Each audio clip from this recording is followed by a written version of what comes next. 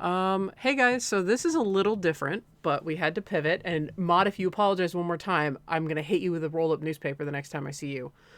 Um, things are just a bit too crazy on Tuesdays for my mod, which is totally fine. Ace Attorney is still happening. So I had this stupid, crazy idea of, well, Power Wash Simulator is serotonin for me at least. Uh, Katie can attest to the fact that I have spent not only 50 hours in it, but I disappear for like 10 hours at a time.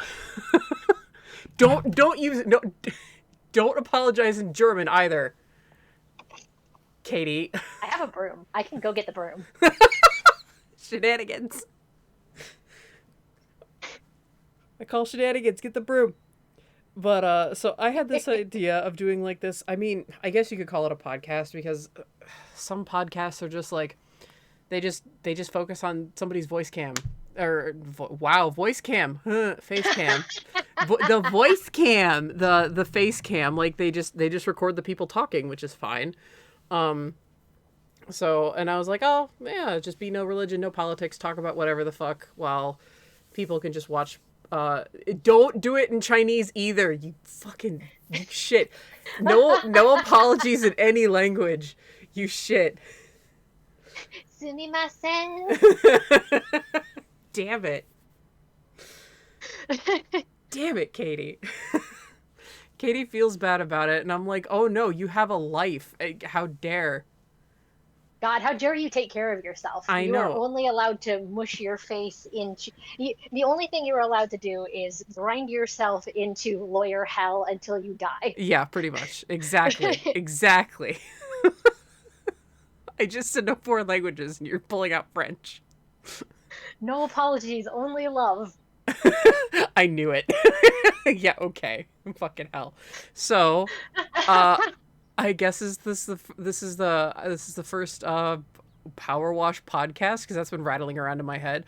I literally pulled this out of my ass in about 3 seconds, and I was like, "Oh my god, if I could just get people on, that would be cool. And if not, I could just babble at chat." So I was just babbling, and then you were like, "What's up?" And then you were like, "I volunteer as tribute," and I'm like, "Oh my god, perfect!" Because we were talking about my problems with the Switch earlier. And my main criticism is that subscription shit, but all of my other criticisms were valid. And then Discord shit the bed. And so I moved to Messenger and likely exploded your phone. That's fine. 20. I eat 22 notifications for breakfast. It's fine. Was it really 22 notifications? Yes. From the time that my lunch break ended to the end of the day when I could actually look at my phone again, it was 7 on Discord until Discord ate itself, and then 22 in Facebook Messenger. 29! And I was typing like paragraph responses too. So you were just reading like an essay. Oh my god. I have very strong feelings. I've already talked to Katie like 20 times about the Switch, and she knows that I like it, but she knows my like problems with it too. Absolutely. Also, hi internet. I'm Miri. Oh yes. Katie is sugar and Danny is spice. I'm nothing at all nice. Yeah, Miri's going to be our because I was explaining. Oh yeah, I was explaining when the stream started, not when the recording started. That fucking like there are going to be scheduling conflicts, especially when we start getting a mysterious third person into our Ace Attorney recordings. I wonder who that could be. I don't know. So, I mean... don't know. I don't trust them. So we're going to have to work around that, too, and do recordings, like, days beforehand, and I, like, upload them to Twitch and shit like that, because you can do that. So, nice. Yeah, I believe. That is what Twitch has led me to believe, so... I don't trust them either. I mean, good. DMCA. Trust no bitch, not even yourself. DMCA some bullshit. So I don't disagree with most of your points, especially for people who have never had access to the older Nintendo consoles. Yes. It's not a bad resource to have. I also don't necessarily have access to the hardware that will let me emulate them. Right, and so plus... the price tag is a little steep. Yeah, well, the price tag is ridiculous. The price tag is a lot steep. The price tag's ridiculous. I feel like honestly, like I would be more motivated to support them if they would release the games individually. If they were like, hey, or even as like a bundle, like, hey, like say you want to play like the Zelda games on the N64, they're like, hey, we've got an Ocarina of Time Majora's Mask bundle for $20. I would That would be baller. on the eShop. Yeah, I'd buy that instead of paying $80 a year Yeah, no. Like, just for N64 games. Like, I'm sorry, the fact of the matter is, like, you talk to pretty much anyone who owned an N64, it's driven by nostalgia. And it really is. right. It's not the best Nintendo console. It's not like the SNES and the NES, which earn their stripes. Right. And like I have not been in the gaming industry like you have, so for context for people who were not part of our conversation, which is most of the internet, Yeah. the Switch has become my primary console. Yes. But that's for a lot of personal ease of access reasons. Danny has been part of the gaming industry for a huge part of her life, so she has a lot more context than I do. It mainly, to be fair, to be fair, it mainly Yeah. it mainly came after I started working in gaming retail. I didn't start collecting or shit like that until after I got out of college. But I have been playing games, actually Nintendo, since I was a wee lass. I believe my first game was Super Mario Brothers. It was one of the Mario Brothers games. I was so young, like I barely knew how to hold a controller. I just got super distracted by those white ball tires. Those are very pretty. That is a very pretty car. Oh yeah, so this house is essentially, imagine if Aura and Metis like were lesbians and lived together in a house that was potentially haunted by an old actress and they just kept finding her shit. Fantastic. It's fantastic. I love these two. Glorious and beautiful. Yes. Sorry, please continue. But yeah, so like, I mean, I may talk like I know a lot, but I don't know like a shit ton. Like there are some YouTubers out there that like, oh my god, do they know their shit. One Katie watches, Lazy Game Reviews. He mainly does computers, but he knows a lot about hardware. Pat the NES Punk knows quite a bit. I've watched a couple of his like charity streams and stuff. He's very knowledgeable. I haven't watched James Rolfe, the Angry Video Game Nerd, in years, but like he's pretty knowledgeable about at least the topics he was studying. He did put a lot of time and effort into it. But like I also had a friend who knew like who grew up like with like TurboGrafx and stuff like that. Like he played the original Atari when it came out and all that stuff. So like I also got a lot of perspective from him, whether I agreed or disagreed with it. But like yeah, so a lot of it was just after college, and so I'm no expert. This is all just my opinion. Fair enough. And I like hearing it because again, I didn't grow up with Nintendo. The first Nintendo console I owned that was mine was the DS. Hi Drax. Drax is her My cat. is Yeah. I personally really took to the Switch because I start getting anxious and guilt ridden if I sit in front of a computer or a console for too long. So having the Switch to pick up and put down whenever I have a second to sit down and relax and do something is really good for me. Yeah. I also don't run into the issues with the Switch being fragile because I wreck around the universe like it's going out of style and break everything I touch. So my default purchase with any piece of electronic that I will ever own is a case and a screen protector.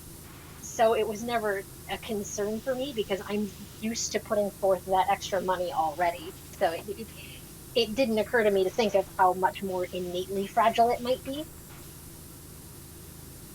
Oh yeah, I mean, I put cases. I mean, I obviously you got to spend the money on a good case. And like when I told you, like I had some friends who like had their Switches broken, like they had them in a case, and they still came out broken. It's not like my because if like I wouldn't make that argument if like my friends were idiots and they were just like I just threw my Switch in there and it just came out broken. I don't know what happened. Like, well, you threw it in with a bunch of heavy objects. Like no, yeah, I mean it's still made of glass. Come on. Yeah, exactly. So like I and like yeah, that suits your gaming style more. Me, I'm like I need to like I'm just gonna fucking sit. I'm gonna park my ass in front of this TV and I am going to sit for hours. So my Switch rarely leaves the dock. I know Katie, meanwhile, like plays her Switch in bed a lot. Like, or Yeah, she'll take it into her room, and she'll be like, "Oh, I'm just gonna hang," and play the yeah. Switch. So The go ahead. the other thing that really works for me that doesn't work for everyone. This is a very like this happened to work on a personal level for me thing is because the Joy Cons are separate and not latched together. I have a lot of tendon and joint damage in my wrists. Oh, So holding a controller, a classic controller, for long periods of time hurts. It it is extremely painful. What I can do with the Joy-Cons is I can detach them and sit with my wrists crossed one over the other so that I'm bracing them against each other. And because the Joy-Cons are so light and because I can brace my hands against each other, I can play for much longer without being in intense pain. Again, that's a very, very specific user experience thing, but the fact that it is an option for me makes it is easier for fantastic. me to get the Switch. Yeah, I couldn't play No More Heroes on the Wii version, No. without wearing wrist wrist braces on both of my hands because I don't know if you know how you play No More Heroes, but you swing your Oh, arms around wildly and you jerk off the oh controller. boy. Just like you do. Oh, I mean literally, that is recharging the sword. You jerk the controller off. It's That's hilarious. hilarious. Oh, Nintendo's shake weight. it's Suda. I mean, it's Suda 51. So, and then they remastered it for the Switch, which I am happy that the Switch is. I will say the Switch, like the Wii, was really innovative with like its motion controls, because that's what inspired because like afterwards, then Microsoft was like, oh well, we have. Like we have the whatever, like the Xbox We will camera. attempt the Connect. Yeah, that was it. The fucking Connect, that failure. And they kept trying to sell you on shit with the Connect. And oh my god, when I was working retail gaming, especially at my second one, we were like, we can't take any more Connects. We can't. You can't. We can't. We have about 20 of them, and none of them are selling, even for like $10. Nobody wants them. I'm sorry. You have to sell yours on Craigslist or something, and people would be really mad. And we're like, we're sorry. We can only do so much. Yeah, exactly. It's like we need to turn a profit as a store, and this is not a profit. I'm sorry. And you'll be getting a better price anyway than we can give you, because we'll give you 99 cents for that Connect. Oh my god. Well, I mean, think about it. Like with how like how much people didn't want it, and it was like Connect Adventures were another one that we were just like, we can't take this fucking game. I don't care if it's like mint condition. We have 20 of them. I didn't even know you had a Connect, Katie. What? Yeah. I did not know that. But like after, I'll wait for her to the dance games. Oh yeah, they would be fun. Just Dance would be fun on the Connect. Just Dance Ooh, is fun on yeah. the Switch. Um. Okay, canopy hinges, door hinge. This is where I start to hate Power Wash Simulator because I'm like, oh, just start glowing where everything is, like very obnoxiously, please. Give me a waypoint. Give me something. Pretty much. But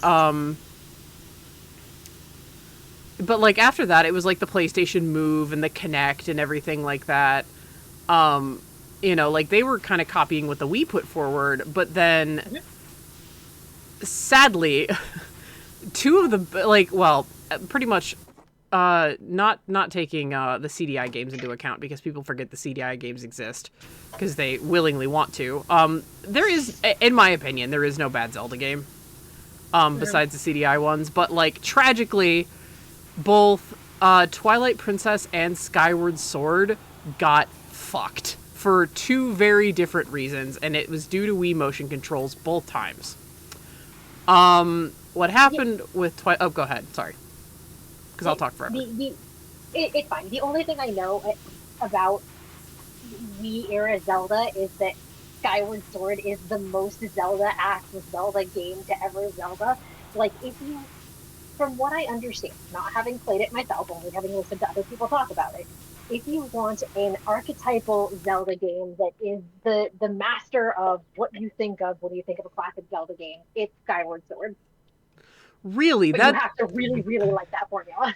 That's very interesting because most people hate it like because it's like nothing like other Zelda games actually. I would Interesting. think. Okay. Yeah, I mean Katie can weigh in on that too, but most people love to shit on Skyward Sword actually. It is one of the most least liked Zelda games. Oh It's yeah, it's and like one of the most hated. I know that part too. I had thought it was just because of the controls and not either not because of the formula or because it's so formulaic and so predictable that everybody's like, "Yep, it's just another fucking Zelda game."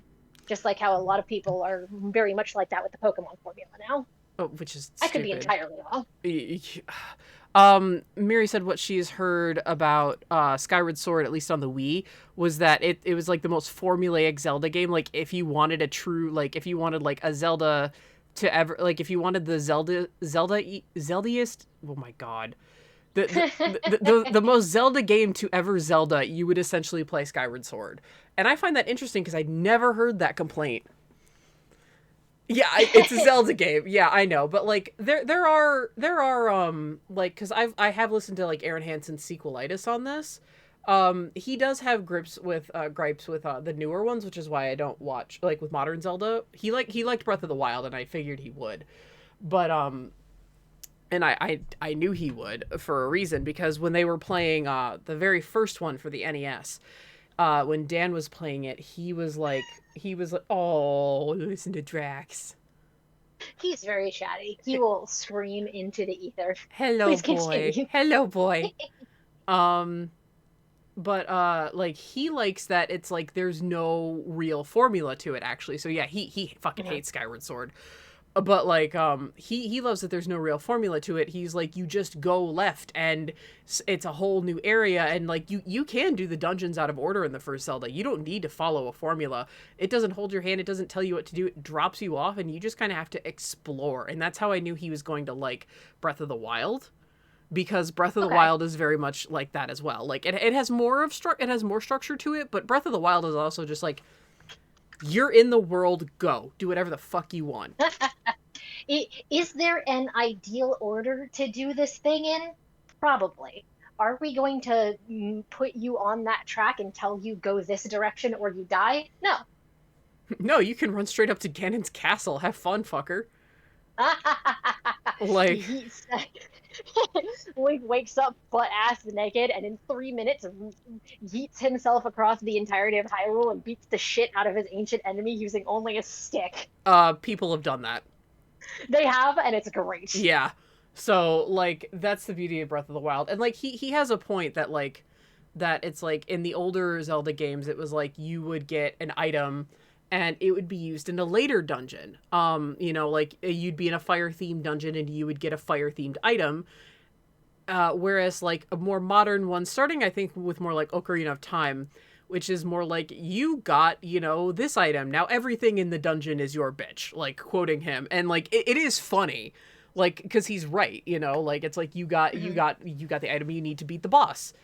Now the whole dungeon's your bitch pretty much, but like I don't mind that, but like so like he has a point with that. I just and like I acknowledge that. Yeah, I just still find it fun, it's just but not a thing that bothers you. no, not in the slightest. But I mean, like, he and I both have a tendency to be very critical about games in general, and like, well, it's not really critical. It's we think a lot about things, and so it's like, oh my god, like he even explained like sometimes like he envies Dan for having like the more like kind of like emotional like visceral response of like I can't really explain why but I just dig it because it's like Aaron's like I'll just think myself into like well it makes some good choices here but it doesn't here and do I like it I don't know and I'm like yeah that's me.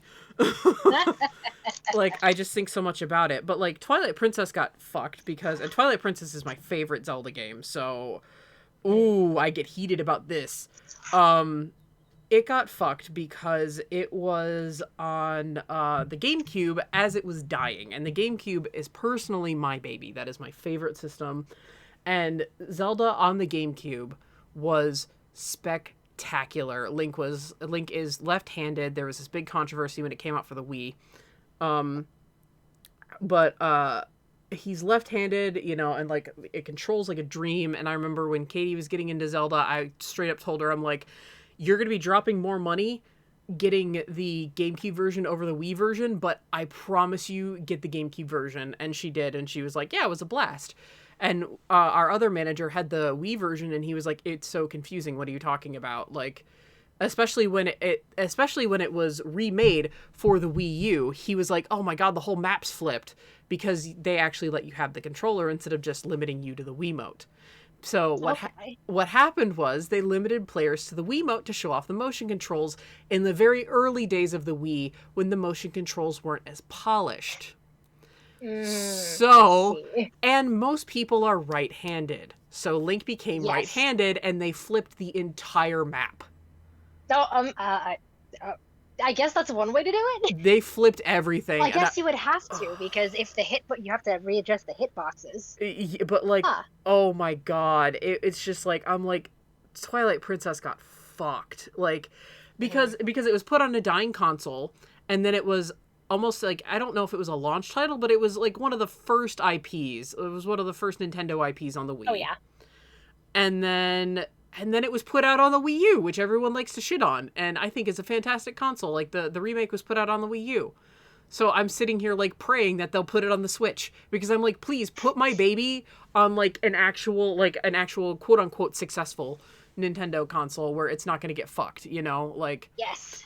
um and then Skyward Sword had the opposite problem where, yeah, the controls were annoying as shit because you had to have what I call the Wii butt plug, the the motion, like, what was it called, like, officially, the extra motion sensor, like they were getting too precise almost with the motion sensor. Like, you needed the motion control plus, that's what it was. So it was supposed to calibrate your motion control. Yeah, the Wii Motion Plus, that's exactly it. Thank you, Katie. um you were supposed to so Bless that was, Katie. yeah, I know, she remembers this shit way better than I do, um because I'm just sitting here blabbering. But it this was like when the Wii was uh like the control idea, like the scheme idea and stuff they had, were almost a bit too advanced for what the Wii could handle, even with the Motion Plus. So the Wii Motion Plus was a requirement to play the game, and even then, oh my god, did it get fucking finicky. At least with me. Katie didn't. I think Katie had a couple of problems with it, but she was okay with it overall. But Skyward Sword was also very repetitive. Like, I really enjoy Skyward Sword. Let me put that out there. I do enjoy it, but I wanted nothing more than to play it with a goddamn controller. I did not like that I was limited to I did not like that I was limited to the Wiimote. Hmm. I couldn't stab, making one of the bosses a pain. Oh, was it Girahim? Oh. I think you have to stab Girahim, and he's one of the harder bosses too. Yeah, yup, yeah, it's Girahim with his super freak tongue. Yep. I love that boy. He scares the shit out of me. He's not one of my favorite villains, but he's a really good one. Um and so like when I and Katie had actually brought this up, and I agreed with her because she was like, "Well, the Switch does a great job with the motion controls," and they do. The motion controls on the Switch are like perfect.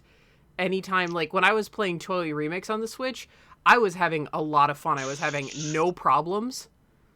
Because everybody I talked to that had played Toei, my problem with Toei was that I couldn't focus on both screens. I just couldn't do it. I couldn't do it. Uh-huh. And everybody I talked to didn't have a problem, so they didn't know that there was an option for you to just have the bottom screen do its own thing. Nobody knew that. Yep. Nobody I talked to knew that. Well, I was okay. I was that. So with you was the first game that I got with my DS. It was the reason I got the DS. It's what turned me into a Nintendo person. So I'm very passionate about it. Um, that game was not very friendly to it. It it was amazing how it tried to use the dual screen mechanic. It was very rough. The only way I made it work was that I ended up with a bottom screen deck of powers that I could just do. I could get the muscle memory down so that I could just spam my stylus commands without actually having to look at the bottom screen and still be effective, and then put all of my focus on the top screen to do all the puzzle solving shit for whoever the partner was that day. Oh, okay. That makes sense. Yeah, it was just like in battle, I could not divide my attention between the two. It was terrible. Mm-hmm. Like, so it was just awful. So having it like all on one screen was great. And then I found I had no problems with the I had like zero problems with the like with the Switch controls. So Katie was like, you know what they should do is they should bring Skyward Sword to the Switch. And I was like, that's a really good idea because that could showcase how good the motion controls were and show how they really wanted to utilize, like what they really wanted to utilize and how it'll, you know, how it will succeed. And I was like, and, you know, maybe as an And then they added bonus. did. Yeah. And I was like, and maybe as an added bonus, they let you use fucking they let you use a fucking pro controller if you so want, and they did both, and Katie and I are both incredibly pleased. God bless. Yeah, I know. So I need to play through Skyward Sword on the Switch with, you know, the actual Controls that work. yeah, with the actual controls that work. I mean, because I like Skyward Sword. It did get pretty repetitive at times. Like, I will admit Yeah. that it didn't have a vast array of like areas. It was like revisit these areas, and while that's fun, it's like at the same time I was like, oh man, you put a stealth section in a non-stealth game, that oh boy. That only ever ends well. And it means you're padding. Like, it means you're trying to pad that game out. Like, and I think at that point you'd lost your items. Oh boy. I Even think. better. I think it was a pain in my ass. I hated it. Okay, where's this fucking canopy hinge bullshit? This is what I hate. I am aha.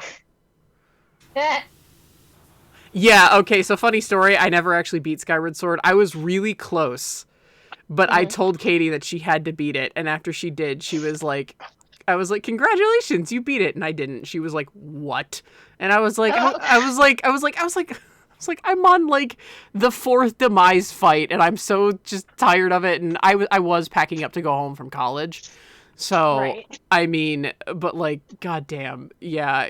And when I drop a game, there is a chance that I will, you know, kind of lose it, and that means Yeah. when I go back to it, I have to fucking restart it. So, and the idea of just doing all of that again was so daunting. And I was like, I'll beat it one day, I promise. And then I got Katie into Zelda, and she was like, man, I want to play Skyward Sword. And I was like, do it. And I just kept pushing her. And then I was like, congrats, you beat it. I didn't. And she's like, I will fucking kill you.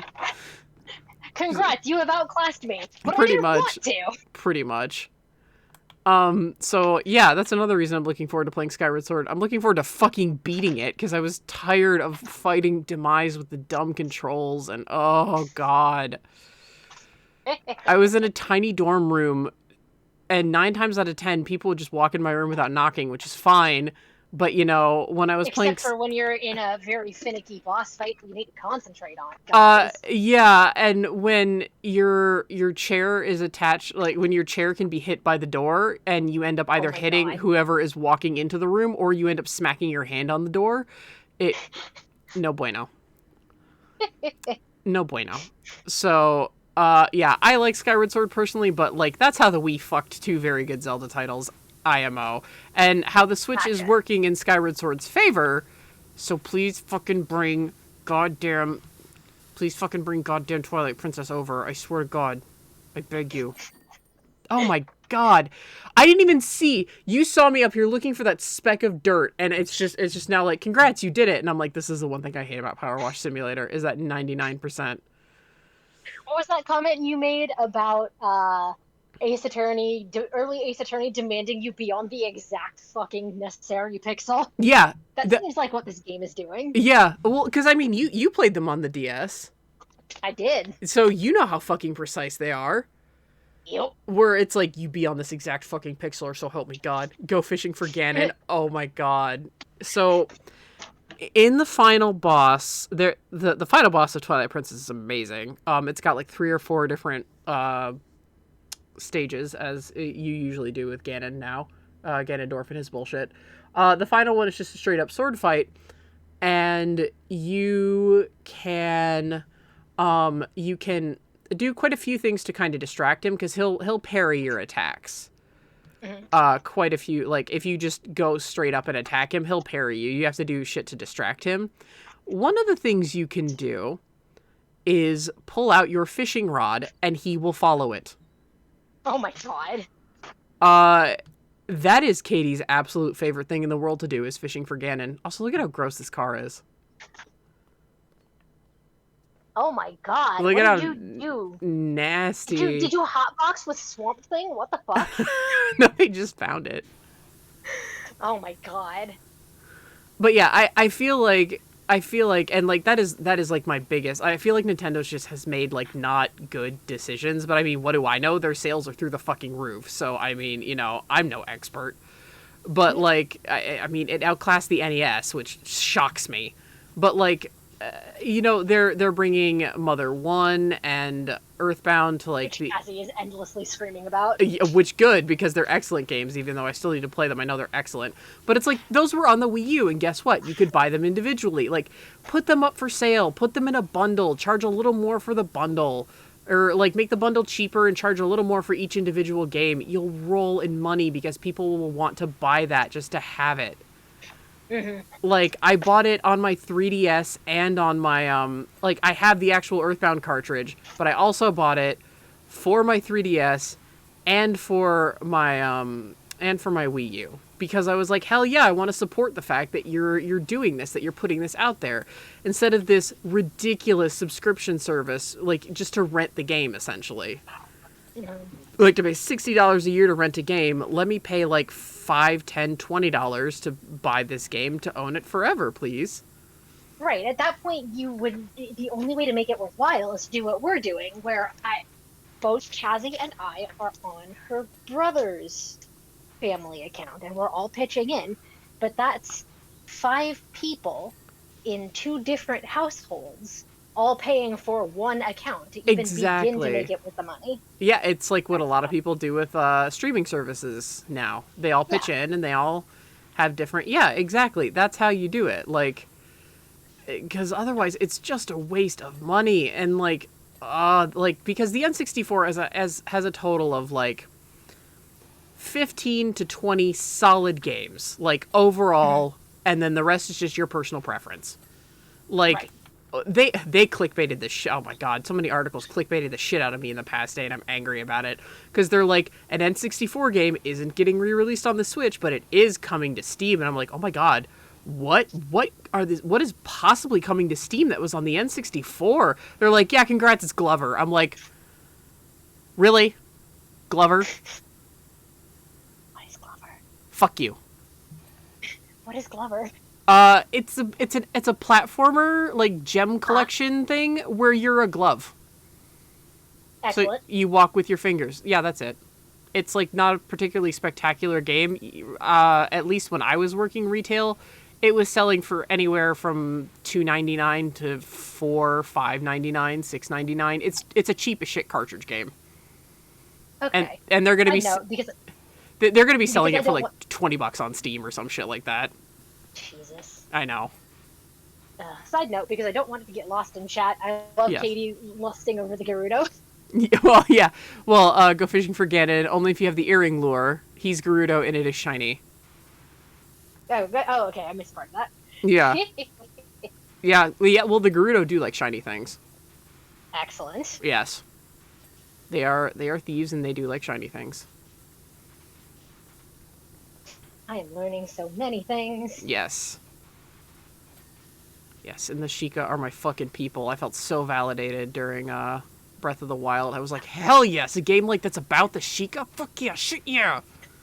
Legit, when it came out, the first thing I thought was, oh shit, it's Sheikah focused. Danny's gonna love this. Yes. Oh my god, because please, like, we were given the Sheikah in Ocarina of Time, and then they were there in very briefly in Twilight Princess, and it was really sad because it was an abandoned village, and there was like one old woman left, and that was it. So like there were no Sheikah left, and I was like, oh. I was very heartbroken, and so to kind of like have this stuff like have like this whole Sheikah culture, and I was like, wow, okay, they're Japanese, I guess. because they hadn't really had like a distinguishable culture before that. Mm-hmm. I want Urbosa to step on me, and Nabs can do whatever the hell she wants to me. Oh yeah, she has. Katie has the biggest crush on Naburu from Ocarina of Time, who is the leader of the Gerudo there. Nice. Look up a picture of her. She's a babe. I will in just a second. How do you spell her name? Naburu, Nabooru.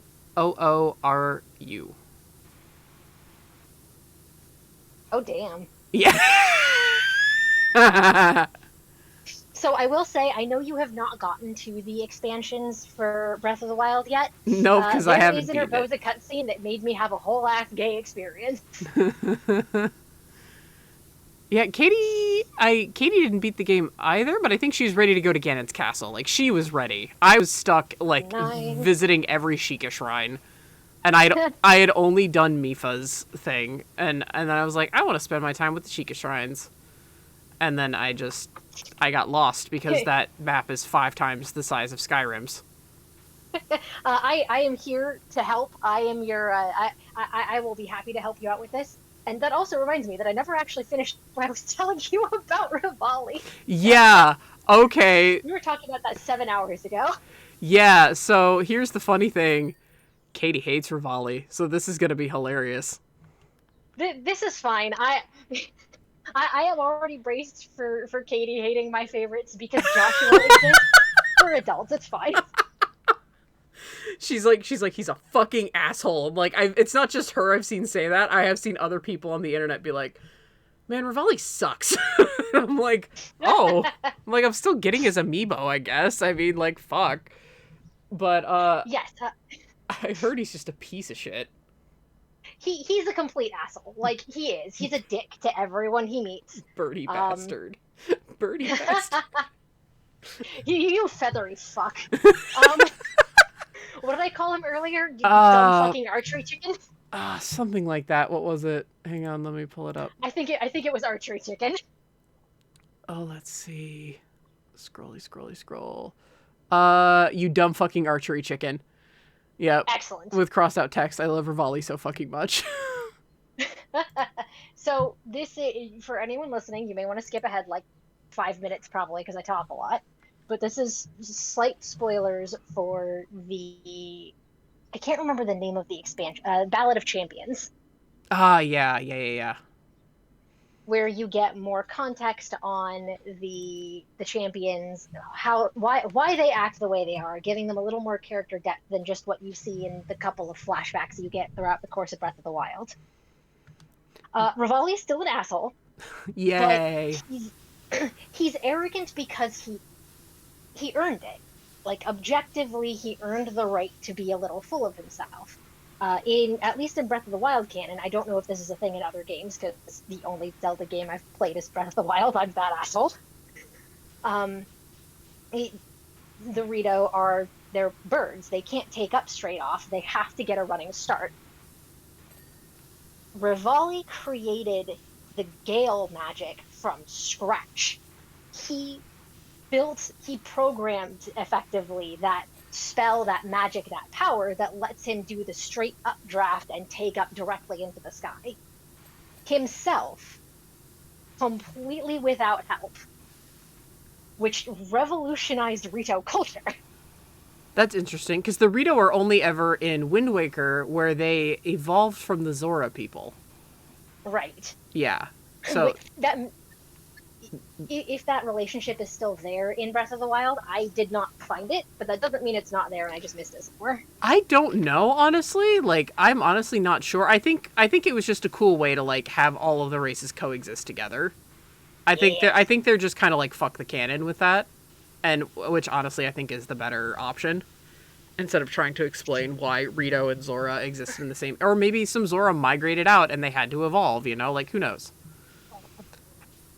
And so an element that you get going through Rivali's journals in the Ballad of Champions expansion is that he's like a more arrogant version of Papyrus if you've played Undertale, where it's like, I'm awesome, I'm a badass, I'm fantastic at everything I do, but everybody should have the opportunity to be just as badass as I am. So I'm going to use my money and my fame and my wealth to build an archery range that everyone has access to, no matter who they are, so that they can become as badass as I am. They won't, but they can try. They deserve the right to try. So the archery range that Teba trains you at, Rivali built. That's pretty sweet. It's hilarious, and it, it you also get a lot more insight into why he's such an asshole to Link. And it's because Link is the most flat affect motherfucker you will ever meet. Rivali is used to being lauded, in some cases rightly so, for his accomplishments, for the power that he created, for the things that he has built, for what he did for Rito culture. And then Link shows up, and Rivali is like, hey, there's a new person here that I get to impress. And Link is just not impressed. Or doesn't appear to be impressed. No, because in Zelda's journals, her diaries, which I was also collecting, she and like the flashbacks, or I read her diary. I actually like managed to sneak around that part. I cannot stand Breath of the Wild Zelda. She's like one of the only ones I don't like. I think she's like such an arrogant little brat, and like I'm hoping the end of the game changes that, but at the same time, like I see a lot of people shipping, but I see a lot of people shipping them, and I'm like, God damn it! Like Mipha made him wedding armor, y'all. Like, I'm an Omni shipper. I ship both, but so I mean, fair. That is the way to do it. I won't spoil the character. I won't spoil the character development for you. I really like the direction it takes. I think it's a little rushed, but I like the direction it goes. I mean, I like the idea of her wanting to be a scientist and everything like that. I think that's very like cool and interesting. Like her wanting to do something other than like be royalty. I think that's really cool. But like, God, her journals she was like such a brat about everything. But she did talk about how Link like really wasn't good at like emoting. Even though like he felt things, he just was just like stone faced. Right. And stack on top of that, in throughout the Ballad of Champions, you're chasing more Zelda's memories than Link's. You're seeing bits and pieces of when she first met the champions. And when she finds Rivali, he's working on perfecting the Gale. And he takes off and he fucks it up dramatically. He goes flying into a stone pillar and crumples, almost breaks his fucking wing. And he gets all huffy and like upset because the boy's actual self-image isn't great, and he hates failing in front of people because people can't be allowed to see him as anything other than the successful persona that he built for himself. And he just failed in front of the princess of the entire fucking kingdom. Correct. And then he does his best to impress her chosen knight, who is supposedly so great, and he doesn't react. So what the fuck is wrong with me is implied to be his thought process. So it's self-loathing projected outwards. Correct. Oh, Rivali. So it turns from what the fuck is wrong with me to what the fuck is wrong with you. Oh, Rivali. And I die. And I die. And I die. I know nothing about the Goron champion, but he's a Goron, so I'm assuming he's very fucking friendly because bless Gorons. He is dad. He is dad. Yeah, they're Gorons. They're wonderful people. Like, Gorons are just always fantastic. Whenever you hear, like, oh, the Gorons are upset with us for X, Y, and Z, you're like, well, how did you fuck up, you know? You probably deserve it. What did you do? Yeah, they're super nice. They're super friendly. Like, they're just sweethearts.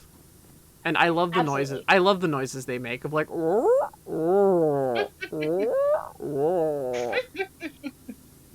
Also, I still 100% fully agree with chat. He is still a birdie bastard. This does not change the fact that he's just an asshole all the time. Yeah, well, yeah, it's like how you said she could punch Joshua. Yes. Yeah, because he deserves it. You. That's like, and that kind of goes back to like what I was talking about, like with the Switch earlier. It's like my beef is like with a lot of like Nintendo like fanboys and fangirls that are like Nintendo can do no wrong. It's like no, when you like something or a character, like be it a character or a person or like anything, you need to be able to look at them with a critical eye as well because literally nothing is perfect. And stop it. Like you have to Right. recognize like, and again, like I grew up with Nintendo and like hearing that Nintendo has done shitty things doesn't make me feel good, but me sticking my head in the sand doesn't do anything either. But me learning about the shitty things they've done, yeah, that helps me Right. become a And you better also. person and a better fan. I don't know anything about Dio, and I can't get behind that one, Katie. She's laughing. She's laughing her ass off because she can never Well, yes, say it. She can never say it she can never say it with a straight face and without laughing. I am 1000% playing into the bit. So he's a vampire piece of shit, is what he is. I like him a lot, but he's a vampire piece of shit. Priest. Um, yes, and it also doesn't mean you have to then ball up everything you've ever felt about a series and throw it away and pretend like it never meant anything to you either. Two things can coexist. Two things can be true. Exactly. Like, wow, things I like have fault. Characters I like have fault. They're not perfect. People I like do bad things sometimes. Yep. That's okay. Like, I mean, like there was there was a case of like there was a case of a guest grump who went on the grumps, and they're very much like not political, and Hmm. this guest ended up getting kind of political the entire time, and Dan wasn't there, so Aaron had to try to field it, and it's like dude, calm down. And it's like, well, I'm a fan of that guest. It's like, bro, this is their show. You kind of have to adhere by their rules. Like, please don't make this your political soapbox. That is not okay. And it's like, yeah, I like that person, but you know what? I'm going to call them out. Right. That wasn't okay. That was disrespectful what you did. Like, the Grumps obviously don't take political stances for the most part for a reason, because they're there to entertain you. So it's like it can be a person, it can be a character, it can be a series, it can be a thing. Being critical of things does not make it bad. God, Right. And liking a thing does not mean that you're obligated to. Is that a word? Obliged? Obliged to defend it against valid criticisms of it either. In fact, you should not do that. no, you should. I mean, my favorite Let's Player, John Wolfe, used to go by the name Harshly Critical, and his catchphrase is still "think critically." Like that's how he signs off, is "think critically," and he doesn't mean like think like you want to, like think about, like hating this thing. It's more of like think about things, even that things that you like, in a critical manner, and like try to find things that are good and try to find things that are bad. Try to find what works and try to find what doesn't. And like that Examine your biases and how it might be affecting how you feel about something. exactly, and how it might affect your gameplay or your playthrough. Like he does this thing pretty much at the end of everything he does, whether it's like a long series or a or like a short shitty indie horror game or a short good indie horror game, where he talks about like the good parts and the bad parts, and like Right. how it makes him feel and blah blah blah, and what he thinks the dev could potentially do to improve. Or if it's a troll game, he just has no words. But like that inspired me into like, like kind of talk critically about the games I've played after I've finished streaming them. Hence the whole like hour discussion about Rise from the Ashes, because that shit went on for over an hour, which was That was my hilarious. favorite part. Which was hilarious. But it's like I was also talking a little bit about Spirit of Justice with Katie today, and that like its weakness is actually that you kind of do need to replay it to really understand the prosecutor.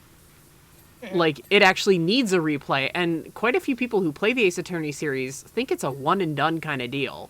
Like some people just don't believe in replaying it, so and like we know that Spirit of Justice's prosecutor is fucking infuriating, and Katie was like, I just wanted to throttle him, and I'm like, well, yeah, because he's going at like if you think about who he prosecutes, he like the first three cases you have with him, he prosecutes your favorite characters. Like he goes after people that are very beloved, to you. So Like he is, I mean, and like they needed a crazy end game with him, and it was necessary, but I mean they nearly sacrificed his like ability for it.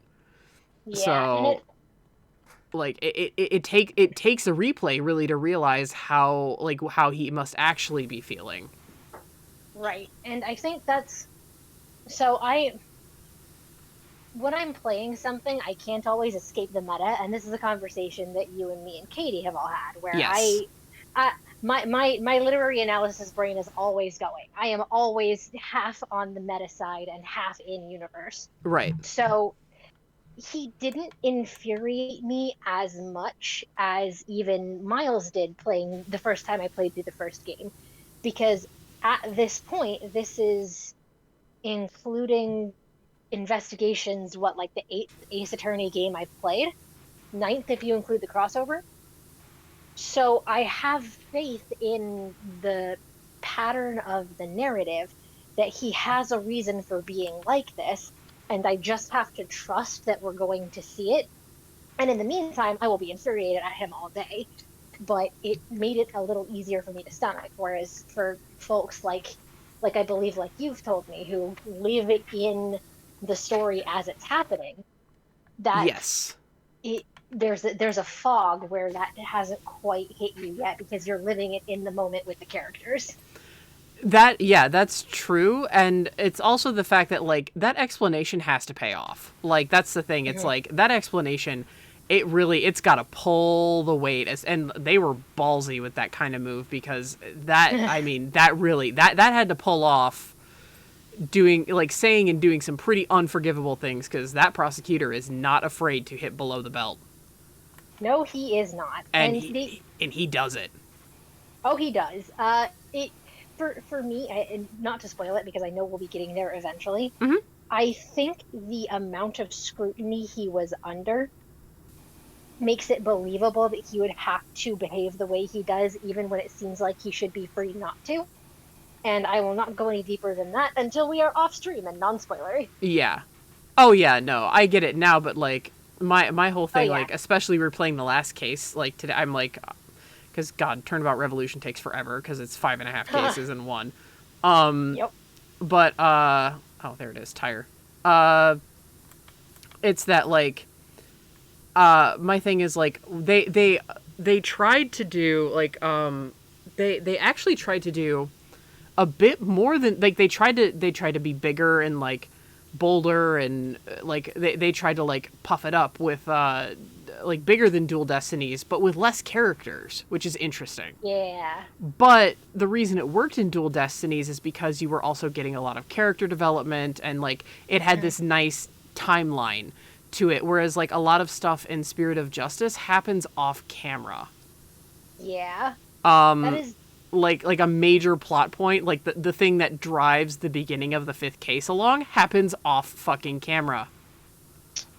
yep. And that is, so the North America release schedule has me fucked up on this. Did Daigyaku-ten come out before or after 6? The first one came out before 6 and the second one came out after. So it was Oh. in Japan it was released in 2015, then Spirit of Justice in 2016 and DGS2 in 2017. And with the way DGS is handled, you can tell where the effort was going and it was not into Mm. 6. And I'm sad I'm sad to say that, but it was not into 6. Yeah, and there are some structural gripes that I have about DGS that I'm sure we'll get to when we get there. Oh yeah. That it wouldn't have surprised me if they were either coming off of or trying to retract from the structural gripes I have in 6. But since it splits the uprights there, I'm not sure. We'll have to talk about it when we get there. Yeah, it's really weird. But like I noticed things like how the first die has the anime cutscenes and then like afterwards like the second die just has the in-game cutscenes, and I hate that they took out like some things I feel would have been better handled with the anime cutscenes and some things were better handled with the CG cutscenes. I feel like they could have blended the two like they did in Spirit of Justice. And Mm-hmm. I think where they executed it in Spirit of Justice was done very well. Oh, set up, you fucking ladder. Okay. Oh wow, they really did fix the ladder physics. That is nice. What needs to be cleaned? Bumper, fog light. What is you? Fog lights are on the front of the truck. Are they? I don't. Okay, So well, you all right. The bumper just magically was cleaned from above. All right, that fog light. What handles? There are so many handles on a fire truck. This is like so where I the spend most of my time. But yeah yeah, I would have preferred in DGS too how like if they had done like a mix, because I think that was great, and I hope they continue to do that at least in the main Ace Attorney series. I hope they continue to do a yeah mix. I know why they haven't, because Katie very much loves animation and has explained this to me multiple times as a reminder that there we go, job complete. That 2D animation is way more expensive than 3D animation. yep. So they could be cutting cost for that. But Mm. but Ace Attorney is so popular. Katie found this poll recently where they were like, hey, we're gonna release more swag for a series of your choosing. Expensive and time consuming, yes. But she found a poll from Capcom that was like, we're gonna do swag from a series of your choosing. Here's some of our big five. We're gonna they chose between Resident Evil, so Biohazard, Devil May Cry, Ace Attorney. Were there one or two others, Katie? I can't fucking remember. Monster Hunter, and maybe one more that wasn't Mega Man, because I was surprised it wasn't Mega Man. Because Mega Man is their final flagship one. Uh, but like Ace Attorney, Said Mega Man, and I felt Kathy's entire soul perk up. but like Ace Attorney won in a fucking landslide. Okay, it was just those four. Ace Attorney won, I think she said, by over 50%. Damn. So Japan loves the fuck out of this series. So it's not like Capcom doesn't have the time or the money for those animated cutscenes.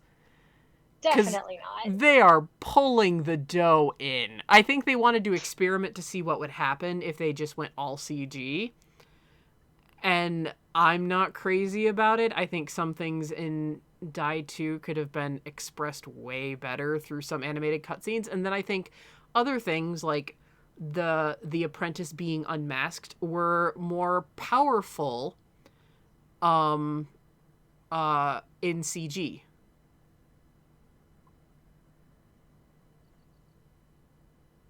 And I said that as vaguely as possible. So, but I mean, I Well think, done. I applaud you. yeah, thank you. I think that that was a very powerful thing to have in CG, and I don't think that needed an anime scene. But like some other ones, I felt like some of the action could have like because you can convey action better in through like the animated cutscenes. Mm. So, I think Spirit of Justice did a good job in just kind of evening those out a bit. Like especially Trucy's especially like the case involving Trucy, where it's like you see her perform her magic show, and then later on you also see her perform a trick on stage in CG. Like so they do both because they knew what would work. They knew her running from a giant dragon, and like they knew her running from a giant dragon and like deflecting a fire attack would work better in 2D animation, and then they knew her uh like dodging somebody in like a coffin or like like dealing with like coffin tricks and stuff like that would work fine in CG, and like how she walks and everything with like grace and poise would work just fine in CG. So I think they played it to its strength there, and I wish that they would continue to do that. Fingers, toes, and eyeballs crossed. Oh, I missed it. What I missed? Go to the WAA. Katie's saying how uh anime in general uses fewer frames than Western animation. Katie says correct, which is why there are more distorted frames in anime, like the infamous Naruto ones. And then she sent in the WAA top quality anime. Oh my god. You have to really squash and stretch that squash and stretch when you're doing like half the frames per second that Western animation does. Oh my god. Oh man, yeah. Katie's passion is storyboarding. So, Nice. oh yeah, so she can tell you a lot about animation storyboarding and stuff. Beautiful. Yes. I need to scream at somebody about how beautiful Genos is in season one, One Punch Man. That is one that neither of us have watched. That's one that I got like super over inundated by cuz like at the time I was working and not only it wasn't only a retro game store, it was also like a media store, so it's like we were selling Oh, DVDs and gotcha. Blu-ray and anime and manga and stuff like that. So So, like like a smaller like a smaller FYE. yes, without the overpriced everything. Right. And yeah, and the CDs were going out. Like the CDs were things that we were desperately trying to get rid of at that point. But yeah, Mm. like that. So we had a lot of anime nerds come in, and then a lot of my coworkers also watched One Punch Man. So I heard a lot of like, "Oh my god, you need to watch One Punch Man," and like, you know what happens when I hear a lot of anything. Yep. I'm just like, I want to. I'm like, fuck. Like I know it's a deconstruction, and I love things that are deconstructions, but like now I need to sit here and not hear about it for like 12 years. Like Right. I need to be able to want to watch it. And like that is a blessing of it's so funny cuz some people who have just been fucking I guess just jelly of Katie and Katie just doesn't get it. She's like I don't why. The thing is like cuz they're like oh well Katie like you know got you into JoJo's by talking about it a lot. I'm like no she didn't. Like I got into JoJo's organically because I was at first I was like this animation is ugly as sin. I was like I hate this art. I was like I hate this art. And now I think it's gorgeous. Now I think it's one of the most beautiful art styles I've ever seen. All Katie did was be like, "Hey, can I talk about why I'm excited about this thing of JoJo's?" And I was like, "Yeah, sure. Thank you for asking me if you can talk about why you were excited about it." It's like I had a friend in college nicknamed Tiny. Um and she was really into Homestuck, and I decidedly was not because I was still on Tumblr, and all of Tumblr was freaking out about Homestuck because that was just one of the main fandoms you freaked out about on Tumblr was Yep, it was Hamsteak. me. It's me. I'm Hamsteak. You weren't obnoxious about it though. Um, I'm glad. you were not obnoxious about Hamsteak. You were just like, I love the Hamsteak, but there were people that were like, oh man, people who don't, you know, like, and I had somebody also in college being like, oh well, you know, you just need to get past the first 1,000 pages, and I was like, excuse me. You're telling me to sit there and read 1,000 pages and I might like it? Like, fuck off. Whereas, like, my friend Tiny was like, I know you don't really know much about Homestuck, but is it okay if I, like, talk about it a little bit and, like, I'm excited about what's going on? And I was like, sure. And so that's why I, like, my vitriol for Hamsteak faded over the years because I was like, you know what? Just hanging around chill people like you two and my friend Tiny, you know, like, you guys were all just like, yeah, it's okay that you don't, you know, you're not really into it. And like, I know some of the in jokes. Like, I know the whole thing about like Dante Bosco and Hussey and how they're like best friends. They know each other's credit card numbers and stuff like that. And how he, Oh God, I was there for that. and how, Fuck. were you really? Yeah, You were at ground zero for that? I was. Oh my God. Oh man. That's awesome. So I am not a Homestuck old fan. I caught on to the comic right at the end of Act 5 when they fucking when they literally broke the internet. The flash animation that was the season finale for Act 5 went up and the MS Paint Adventures website broke. So it was uploaded on Newgrounds and Newgrounds broke. Oh my So it was God. re-uploaded on YouTube and YouTube almost broke. Oh my God. And so, in the 7 day span between, no, I lied. It was just, yeah, no, it was a week. It was a 7 day span between 10/25 when that October 25th when that animation went up, and November 11th when the next chapter began. I read the whole goddamn thing. Wow. God damn, that's impressive. Katie I was a saying freshman in college and didn't have friends yet. Katie was saying she got in mid Act 5, so at about the same time you did. Excellent. Yeah, and there's another thing is like I've had people High like fives for Katie. yes, because like there's something else where it's like where I'm like it doesn't matter how long you've been a fan of something like that. I hate that where it's like well I've been a fan of such and such for so long. It's like that doesn't mean shit, you know? Like you can get into something after it's over and love the shit out of it. Like, it's really okay. I hate people that try to gatekeep with time because I've had that as a leverage try to like be used against me. Like, someone with Ace Attorney was like, "Oh well, I bought my DS for Ace Attorney, so I've been into it longer, and that means that like I have more experience with it, and I know more than you do, or like my opinion is more valid than yours, and you bought yours for Pokemon, so I'm like, fuck off! I'm like, I'm not pretending that like." I'm not pretending that I'm like a Pokemon, like expert here. Like, in fact, the generation God, I how dare you like things that are popular? well, not only that, hilariously, the game that I bought Pokemon for, I didn't like until the third iteration. I fourth gen, Platinum is the one that is actually the best to me. The other two I don't really care for because I like the extra story that Platinum added. So, Mm. yeah, it's funny. So what I bought it for, I actually ended up not being like crazy about. I don't hate Sinnoh, but like I wasn't super insane about it like I was for the other gens.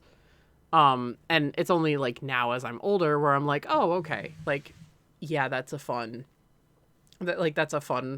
one. But at the same time, with Shining Diamond and Brilliant Pearl, I'm like, I hope they nerfed it a little bit because Jesus Christ, that fucking that learning curve was ridiculous. It was like, oh yeah, you're cruising, and then suddenly you are getting slaughtered by trainers like on the Oh next route. boy. On the next route, it is ridiculous. I was like, I Jesus think H. I'm trying to remember if I tried to play Diamond first or if I tried to play Soul Silver first. Those two were the first Pokemon games I attempted and was just like, I have no idea what the hell is going on. I'm just gonna let this sleep. And then it slept until Sun and Moon came out, and then I completed my first Pokemon game in the span of like 2 weeks and was internally screaming for more. Yeah, congratulations. We're the minority in liking Sun and Moon. Most people hate it. That's fine. They can be wrong. I respect your right to have an opinion. I do not agree with a word you say, but defend to the death your right to say it. You're allowed to be wrong. I mean, I agree with that too because there was Screams and Kalos. Yeah, poor Katie. Kalos got so much shit, and it really did not deserve it. Because Why? Like, okay. because it was riding on the coattails of Black and White, which was a huge game changer. Like, because it questioned morality in Pokemon like big time. Like, it was actually a very mature storyline, and it surprised everyone. And it was just Wait, like insane what it did. And then Kalos came along, and everyone was like, "Oh, now it's like partially 3D, and we now hate this." well, they can fight me. Kalos was the game. I still have my copy of X. I bought it. I have never actually touched it, but I bought it because it was beautiful, and I wanted an armada of pretty butterflies. Yes, good. And Kalos is a great region. Like, everyone and their mom was lusting after Sycamore, for God's sake. Oh my uh, god. I am in fact staring at the wall behind my front door where Cassie has a giant framed map of Kalos. Yes. Okay. I got one of those for pre-ordering it from GameStop back when I still shopped at GameStop before they robbed me blind, and I gave my Kalos Or map. before they became terrible. Well, they were terrible then, but it was an evil I Oh, was willing sure. to put up with until they robbed me blind. But Right. I'll talk about that in a minute if you want me to. But Sure. uh, but with Kalos, I was like, well, Katie loves Kalos. I was like, so I gave her that map instead. Like, I was like, here, you love Kalos. This is one of your favorite regions. And now it's hanging above her TV. Aw. Yep. Yay. So, yeah, I I mean, just like, I love Kalos too, but, like, Katie is like, I mean, it's France, and Katie loves France, so. It is, Katie says in all caps. Yeah, because it's a side great note. ass map. Side note, speaking very tangentially of Black and White too. So I bounced off Pokemon Go for a little while, but my dad has been playing it fairly consistently. Same. He sends me a picture of Rufflet and is like, "You'll probably like this. It's a bird." I mean, fair. It also does look like a Rito as well, so you know. Oh, it does. He had already sent me a picture of Rowlet, and I went, "Congrats on finding my favorite Pokemon, my one of my top 3 favorite Pokemon in the whole series." They were just released. That's probably why he caught a Rowlet, because the Alolan starters were just released. Nice. I Yeah. kind of want to pick it back up. I got really into it for a while, and then I mean, same. Like, I dropped it for a little while, and then I got back into it, and I've been back into it since. Casually. But, yeah, it's true. Yeah, Lysandra he has a shit ton of character depth, but yeah, you do have to, like, look at it. You have to, like, go look for his journals and everything like that. It's like, oh, wow, some the game people is... do not want that experience in a Pokemon game, The which game there doesn't... it is fine, but Okay, well, can I introduce you to Pokemon Sun, or not Sun, can I introduce you to Pokemon Sword and Shield? You'll have good everything because you'll that's ever want.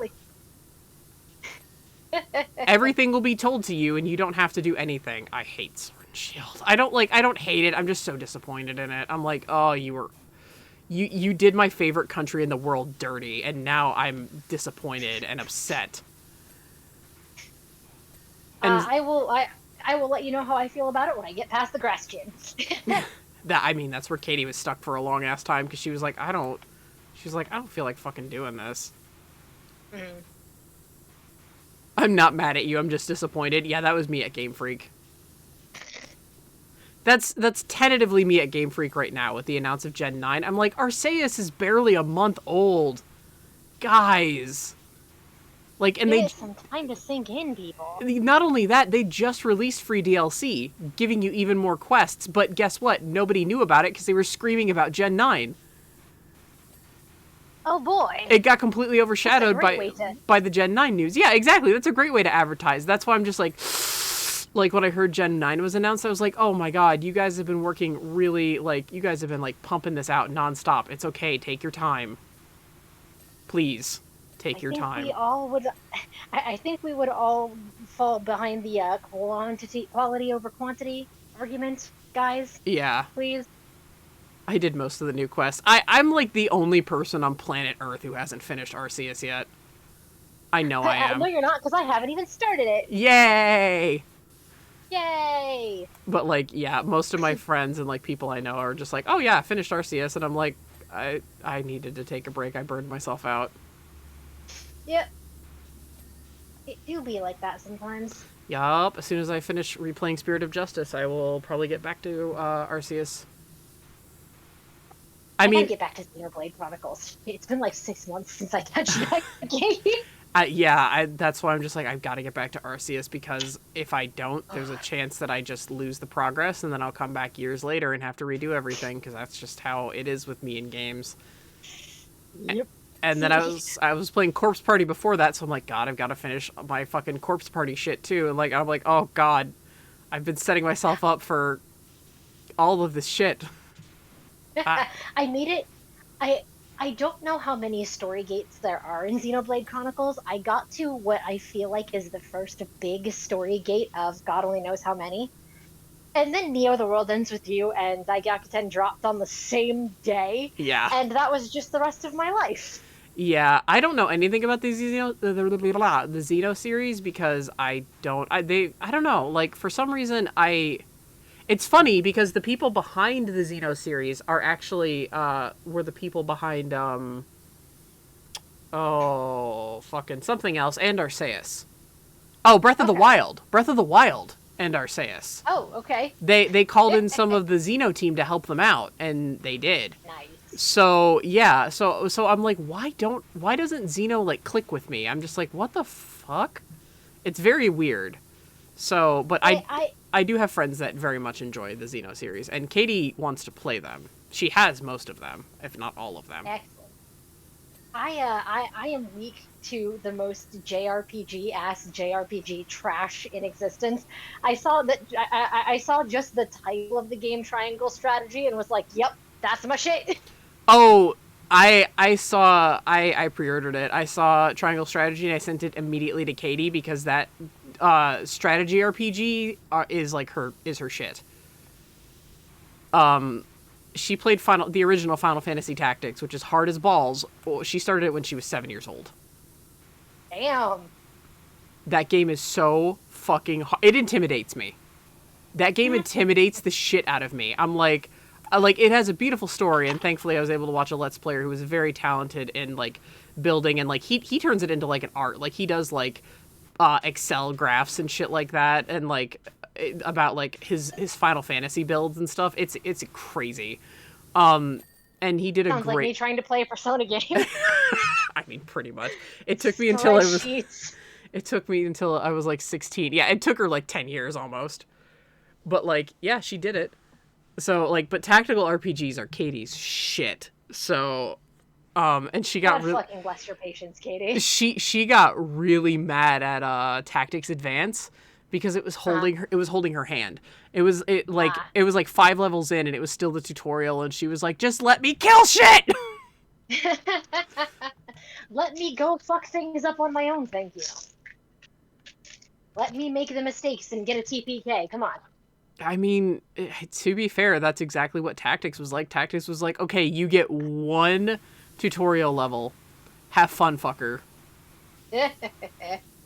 And then after that, there is a point where you can actually fuck yourself for the rest of the game if you're not careful. Oh, so it's like playing Gladius. Cool. Yeah, pretty much. Boy. Excuse me, I rattle the dishes in the background. Oh, you're fine. I don't even really hear the dishes, so you're fine. Beautiful.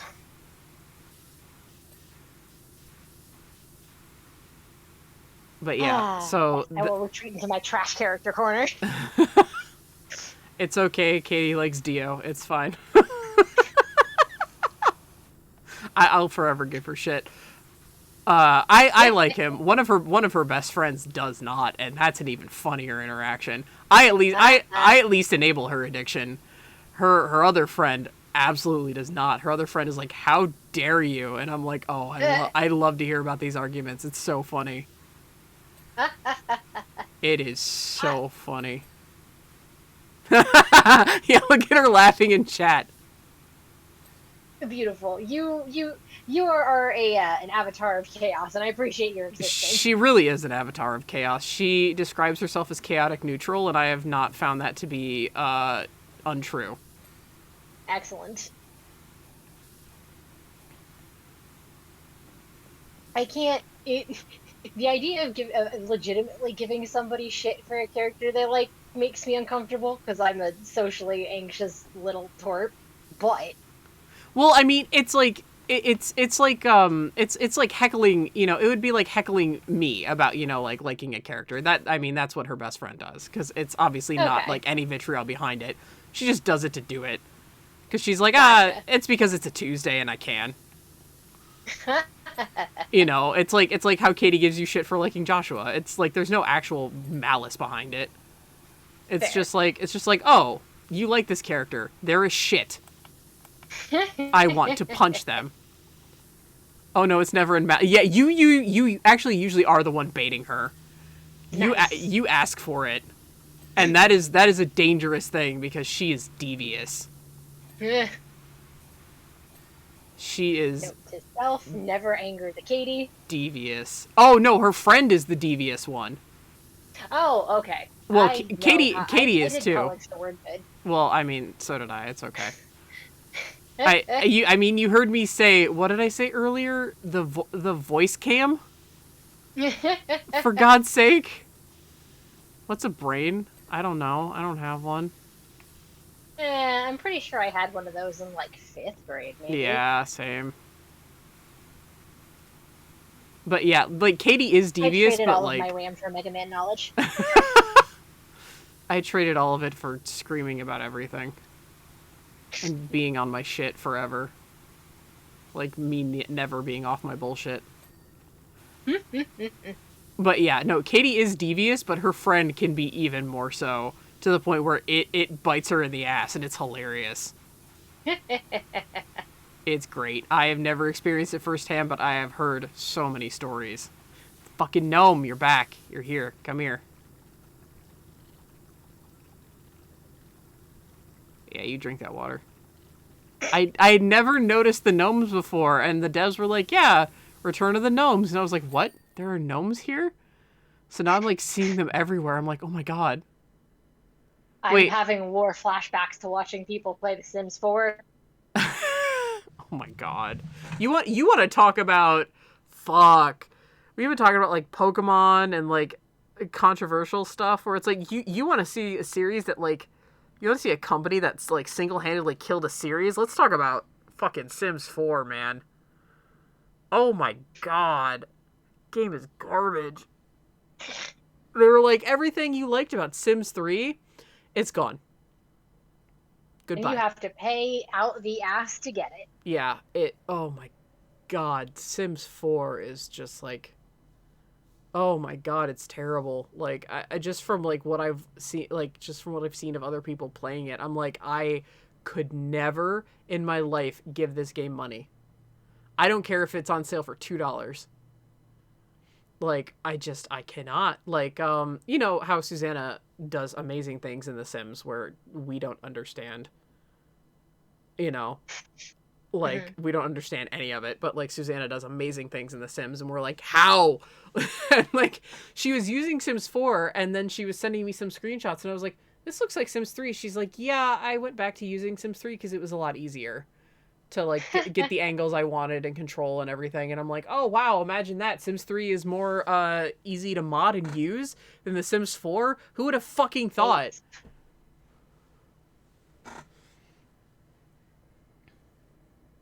Yeah. Yeah, Katie's telling been you in DM how her friend fucked up.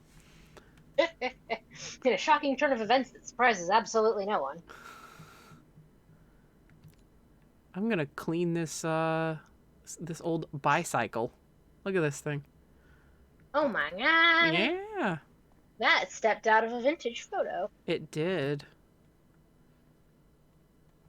I do highly recommend like playing this game in actual career mode because you get like texts while you're doing it. Like there's like weird storylines that are going on all over the place about like a Are you corrupt power bear. washing the rust Yes, off of it? yes.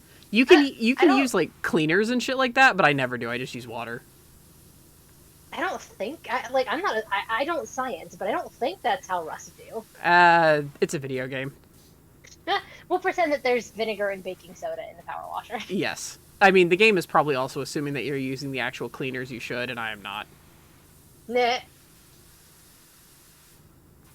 You're in fun mode. You can use whatever the hell you want. This is just catharsis. I mean, that's what the entire game is. It's just like, hey, do you want a dose of serotonin? And I'm like, yes. And they're like, okay, play this game. 50 hours later, I've emerged, and I'm like, there's no more levels left, and it's still in early access. Nice. Yeah, they just dropped levels, so I was like, okay, instead of me playing this for like another 20 to 30 hours and just losing everybody completely, I'll just make this part of like the weird little like Tuesday thing because it's just like Heck yes. it's nice for the brain meats just to see things getting squeaky cleaned. There's just something very Yes. satisfying about it. Okay, where on the frame is there dirt? Okay. It's like the satisfaction you get from hearing the little popping noise when you harvest a thing in Stardew Valley. Yes, which was also another like come and go game of mine, but my thing is because I'm playing Ace Attorney on my computer, I want to stay on my computer instead of going back and forth between that and my PS4. So, Right. because I do have like my capture card and everything. Because Katie was like, Right, "Well, that Danny," Katie was like, "Danny, you started Stardew just to play whenever you wanted," and I'm like, "I know, but I want to stay on the PC because I'm playing Ace Attorney on PC." There's already enough control scheme fuckery just between games. Well, it's more of like console consistency. That way, I feel motivated to turn my computer on and shit like that. Like, I haven't uploaded. Gotcha. I haven't uploaded last week's recordings at all to YouTube. Ah. Oops. Do So we need to kick your butt about it? no, I'll do that tonight because I usually do it on like days where I boot it up to play, and I mean I would be booting it up to like play another game or something, but after this I have to go back to Arceus because oh boy, I mean, I'm having fun in Arceus, but I'm moving on to like the third area, and most people were like, "I'm done with the game," and I'm like, "What the fuck?" And again, I'm glad to see what your priorities are. I mean, I also liked, but I would sit there and play those games. Like, I would play it all day. It's just, I really love to explore. Hmm. Like, and that's how I love open world games, but I can burn myself out on them so bad because Right. I just You explore. spend hours and don't really go anywhere. But I mean, you do a bunch of stuff, but at the same time, Hmm. you do nothing. Like, you just Yep. do nothing. Okay, here we go. We're back to the lesbians. Yay. Aura Smith and Jenny Pebbles. They really are like they really are like if Aura and Menace were lesbians in a ghost house. It's excellent, and I love them. I had that thought too. I was like, man, it's like Aura and Metis just it's like Aura's fantasy essentially. Which bless her heart, I love her so much. Yep. Aura Blackwell can fucking step on me. I was swooning over her from like the moment I laid eyes on her when I played that game. I was like, who is this babe? Funny thing about her design, without giving too much of the game away, she was originally meant to be like a prosecutor. There wasn't like Simon wasn't supposed to be there. It was just supposed to be her. She was supposed to be a prosecutor who like almost like a Sith Lord, like tempted Apollo over to the prosecution. Huh. And I thought that was hilarious. Interesting. I thought that was hilarious. She was like seducing him over to the side of the prosecution, and I was like, Oh my God. I'm so glad you guys changed that shit up Me too. because oh my god, that just sounds hilarious. Yeah. Yeah. Yeah. I mean, because can you imagine Apollo like actually falling for it? Ugh. I. Not without fucking up his character. Yeah. No. Yeah. No. Yeah. No. Me squinting. This is the same Apollo who doesn't realize another A5 character is crushing on him as hard as she is. What the fuck? Oh, sweet, sweet girl. I Oh, I know. love her so much. I do too. No, and people ship her and the other new attorney, and I'm like, I have nothing wrong with same-sex pairings because God, believe me, I'm bi, and I mean, like, for God's sake, you live with your girlfriend, so I mean, this would be incredibly hypocritical of me. But like, sometimes I just stare at pairings and I'm like, why do they have to be gay? Hmm. Like, I get it. Some people do it for validation and like because it helps them feel more comfortable in their skin and like their sexuality. They feel like they're being given representation. That is all totally okay with me. But I also saw people describing the later games as a side buffet for side characters to make gay for you to snack on, and I'm like, that is, mmm, That sounds that sounds a screaming bit like fetishism.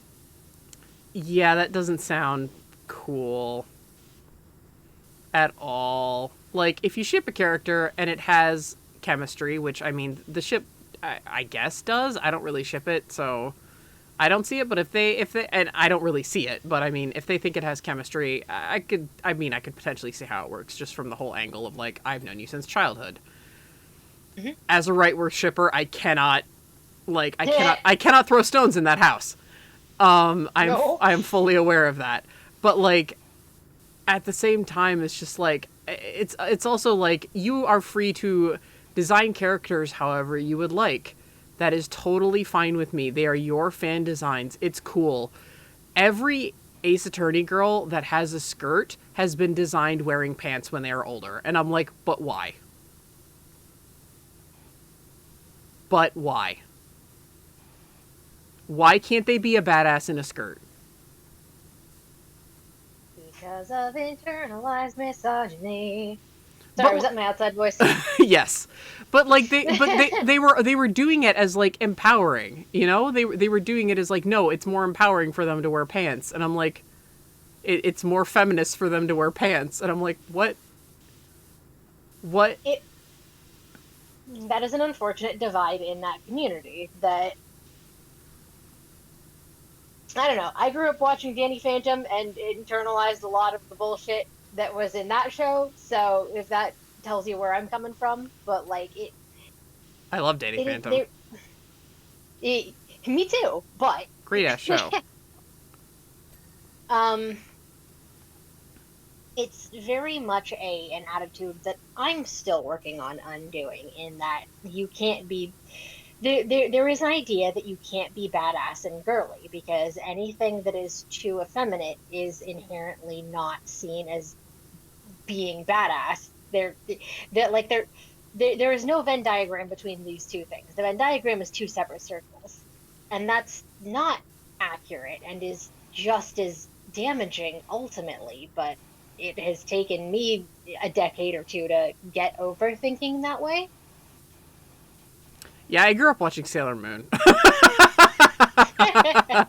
So I'm like, yeah, I can kick ass in a skirts. Why no weaponized beauty? Why no short skirts and hooker heels? Being smart as hell will kick ass. And will kick ass. Not Yeah, gonna lie, exactly. not gonna lie, Ace Attorney is the game that helped me start to see it that way. Really? Yes, I'm guessing with Franzi because oh my god, if there is an HBIC, it is her. it actually started with Mia. Ah, yes, that's Franzi true. definitely helped, but yeah, Mia was where it started for me. Yeah, because Mia is a baller. Yeah, yeah, Mia does have the baps. Oh my god. Mia Mia is exactly the kind of character who could easily have been fridged and forgotten and used as a tragic love interest who dresses in a stereotypically sexy manner like I was used to in my video games at the time.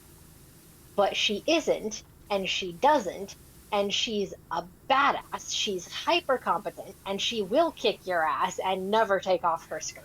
Oh my god, I love Mia so much. She's fantastic. I adore her. It's just like I'm just like dress however you want. You can be a badass. That's my opinion. And Right. And that's also how I was raised as well. It's like my parents were like, you know what, dress however the fuck you want. You can be a badass. So I mean, that could also just be my experience growing up as well versus your experience. right. It my experience was a lot of uh being pressured to be more girly and rebelling against it. And yeah. Oh no! Once I started refusing skirts, my parents were like, "Okay, actually, oh my lord, I have done a thing I haven't even told Katie about. I fucking for the first time in a long ass time, I ordered a skirt. Like I ordered two skirts, and Nice. not just like long skirts, because I was like, I have leggings, and I don't believe in wearing leggings as pants when you have a shorter shirt. If you have something long that like covers your butt, then I think it's acceptable. But I went to high school with a lot of girls who wore Did leggings not. as pants in Mhm. very unflattering manners, Mm. and it was infuriating because we had a dress code. So Right. like their shit would often hold up like the lunch line because they were getting told off about their food like while we were waiting for our food about the dress code, and they were standing there arguing it in line for food. So it was just like it just Some be of us want to eat. yeah, oh my god. And yeah, we have a limited lunch period and blah blah blah, and it's like so it was just infuriating. But like I don't like I have no problem with like a long sweater, like a sweater dress or a long sweater and leggings, or if you're just hanging around your fucking house, who gives a shit, Mm. like. But I'm like I have a ton of leggings that I don't really wear, and I was like, and you know what? I kind of want to wear some of these out because they're cute. Like I have these Sailor Moon print ones, and I have these Riku themed ones, and all that shit, and I have like these Mickey Mouse ones, and I was like, okay, well, I'll order a gray skirt like that goes to my knees because the only other skirts I wore that were besides that, like I have like one longer skirt and that's it. And I'm like, no, well, I want them to show off the leggings. That's like the whole purpose of this is to show off the leggings. So I actually ordered skirts, and so now I have two skirts for like the first time since I was a kid. Nice. Yeah. I willingly ordered skirts because I wanted to show off my leggings, and I was like, hooray. And I'm proud of that fact because I was like, yay, because I've just been such like I'm always like a shorts, jeans, put me in pants, sweatpants. I'm much more comfortable in pants. Right. I nearly fell off the RV. Oh, go by. I have very muscular legs, so I'm just like, cover those up. No, never. Nobody wants to see that shit. And then, fucking Sailor Jupiter shows up in my head and is like, what the fuck are you talking about? Because she was a Yankee if there ever was one, because she was a fucking powerhouse. But yeah, so like people can character design whatever they want. I just have a problem with like this character, like all of these characters that wear skirts must wear pants. I'm like, if you think that they would look better in pants, I disagree, but I mean, it's a cute, like I've seen some designs where I'm like, yeah, it's a cute look, even if I don't like it. I think it's a cute look. It's just there's some that I roll my eyes at. There are some pretty amazing Athena in pantsuits that just make me die. Yeah, like I don't know how to say it without just reiterating everything that I had said already. That I've already said. Yeah, you are allowed to be feminine and badass at the same time. Exactly. These are not mutually exclusive concepts. Exactly. And I think it just fits her and Kay especially way better. Like, because they're free moving, like the pantsuits, especially Athena with her sprinting and Kay with her spelunking and stuff. The skirts give them more like movement ability. Like it's more freedom to move your legs and stuff, because pants can be very restricting. I say this having taken martial arts in casual clothes, because it was like, hey, wear your jeans. We're gonna do martial arts. Don't wear jeans when you're doing martial arts. Oh no, it was an order from the sensei. It was okay. It was bring in like wear your casual street clothes so you know what it feels like to do martial arts in your street clothes. Okay. Guess what happened? I ripped my fucking jeans. Oh my god. Guess what wouldn't have happened if I had been wearing a skirt with like, biker shorts underneath or like a skirt. Those jeans would have been fine. Yeah, granted, that's not what jeans were designed for, so it doesn't surprise me, but also goddamn. Yeah. Jeans were designed to be thick. With like 5 C's. Oh no. What? Katie will do protect, attack, but thick with 2 C's for some reason that she doesn't know why. Drives her nuts. Yep, there it is. Back in thick. You know what? I'll do it for you, and I know she knows exactly what joke I'm gonna do, but there you go. Yes. Good. I can't take credit for that. That's a Sorrow TV bit. I hate you. I love you too. Hey, Danny. Hey. What's a pirate's favorite letter? C. A lot of people think it's R, but you're right. They are actually a bit more partial to the C. Yeah, I fell for that once at work because Katie and I were dressed up in our pirate outfits that we put together at Ren Fair for Halloween. So one of my coworkers was like, "Hey, Danny, what's a pirate's favorite letter?" And I was like, R? And she was like, no, 'tis the C. And I was like, oh, hey. And so that stuck with me ever since. I was like, that's such a great ass joke. I love it. I love puns. I love that kind of shit. You're like this one then. So, how does a cat like their steak cooked? How? Right here! Fuck. I also love. That was the ugliest laugh. I'm so sorry. That was amazing. that was a, what did you call it? A screech of Corvine joy. That's exactly what that was. Oh my god, I've never had a name for that one. That one is not my gremlin cackle. That's a screech of Corvine joy. Amazing. Um, fuck. There's I also love anti-jokes. Like those are also funny to me. It's like, oh god, what's one that I fuck. I got one. Okay. A guy walks into a bar, says ouch. I think there's another one where it's like a guy walks into a bar. His alcoholism is tearing this family apart. Like it's just like it's not funny, but it's funny. Like Yes, it's or just the other one that's what do you call a guy with no arms and no legs? what? His fucking name, idiot. Yeah.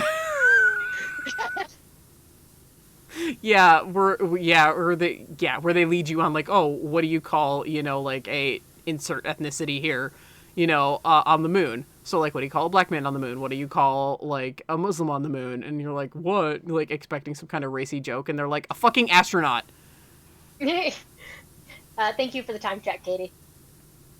Time check for after level. Oh shit, thank you. Yeah, because we're 99%. Fuck, fuck, fuck. A Come good on. boy. Sorry, Katie says, "What do you call a dog Dog with with no no legs?" My legs. answer is a good A boy. good boy. Anything you wanted. So.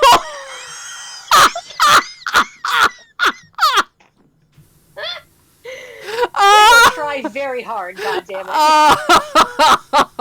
Oh, anything you want, it's not going to come. Oh, that poor pupper. Oh no.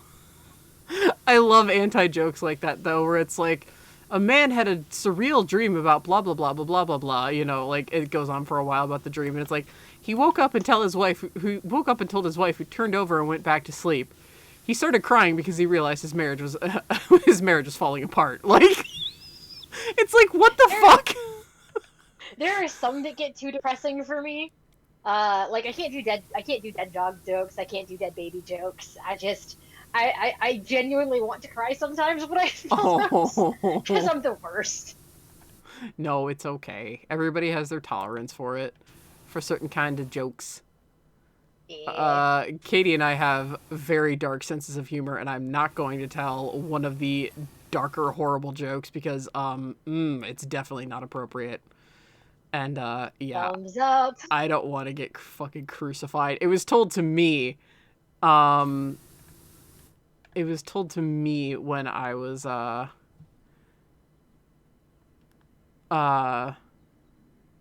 okay. Brake lights 2 out of 5. Okay, let's see here. When I was in college and I laughed so hard I snorted my soda.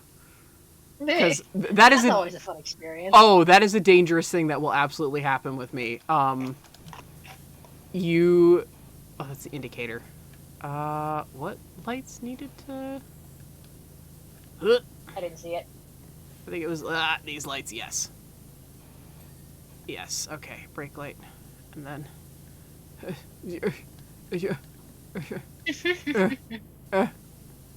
Because I don't want to do things the proper way. Get up. There we go. Okay. If only you had a stepladder. Yeah, if only. Or a ladder.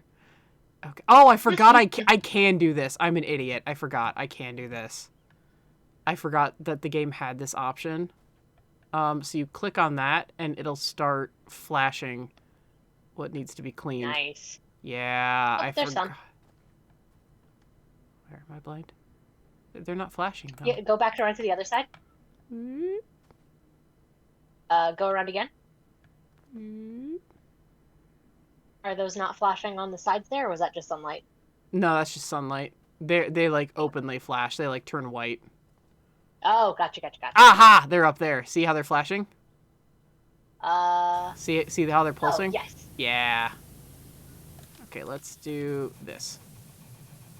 Let's do the fancy spinny. I just got visceral flashbacks to being 8 at my grandparents' pool and playing with the sprinkler with the hose head that has all the different settings. Yes. Okay. You said being 8, and then I was like, I heard that as ATE, and I was like, what? I was like, excuse me, is there a dark story here? No, the fucking theater diction strikes again. Yeah, I had flashbacks to my past life when I was cannibalized. Jesus Christ. Oh, God. This is who you're friends with. This is who you've been friends with for like 20 years. I'm very pleased. Okay, good. Because Jesus Christ.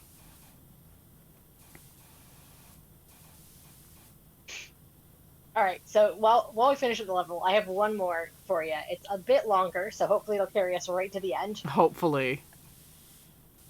So a man is driving down the highway, down a desert highway, and he feels his truck bump. And it typically doesn't do that, so he stops, he gets out, and he realizes that he's hit a rabbit. While he's trying to figure out what to do, another car pulls up and stops behind him, and a woman gets out. She walks up and says, "Hey, I saw you stopped on the side of the road. Are you okay? What happened?" And the guy said, "Well, I just hit this rabbit, and I'm not entirely sure what to do." She says, "Wait, I have the perfect thing." Runs back to her car. Comes back with a spray can. She sprays something all over the rabbit, and the rabbit jumps to its feet. It hops away a couple steps, it turns around, and it waves at them.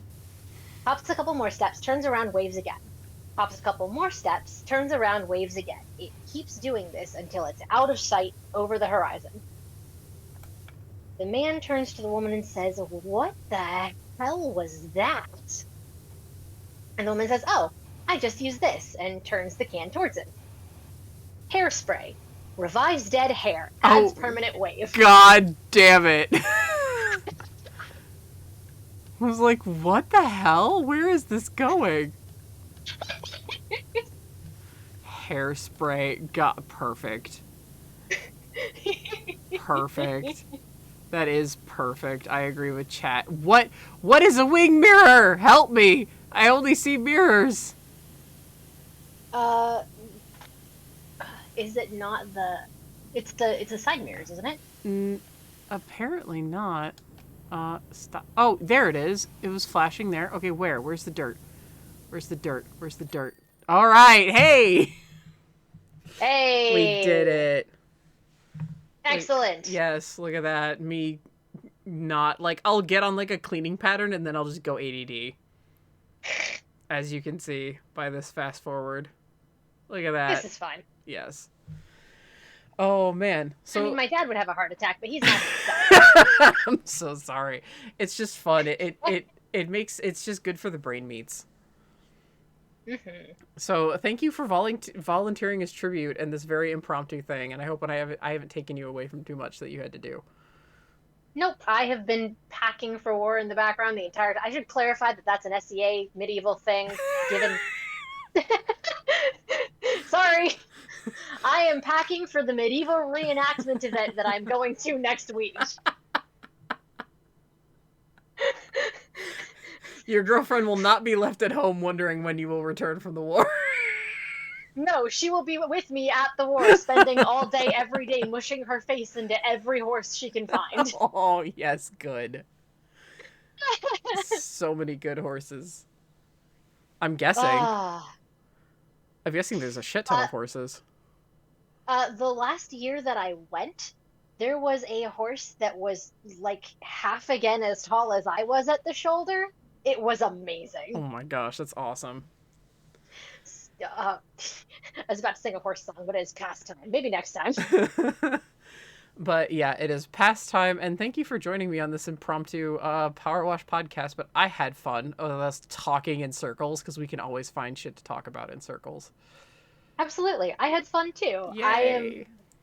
And I'm happy for the sneak preview. The sneak preview. The sneak preview. Question what? Mark. Who said something about a sneak preview? What? I don't know. I now I'm just confused. It's very easy. Oh, sorry. You're fine. We'll just cut this. We'll fix it in post. It's fine. No, we don't. I just upload that shit. Why do you think I stream? I'm like, editing. Editing is for nerds. Editing is for people more talented than I am. Shit. Oh, man. But yes, thank you so much, Miri. Of course. Yeah. Thank you for having me. Of course. You are welcome whenever you would like. So you don't, if you're like not feeling it on a Tuesday, don't be like, Daddy, I'm sorry, I can't. You'll just be like, not today. And I'll be like, that's cool, because I had somebody else. Maybe Not I'll today, Death. maybe not today. Maybe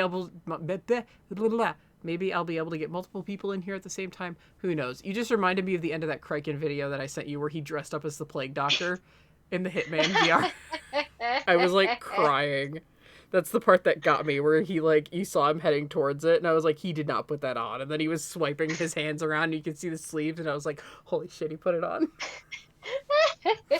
Fantastic.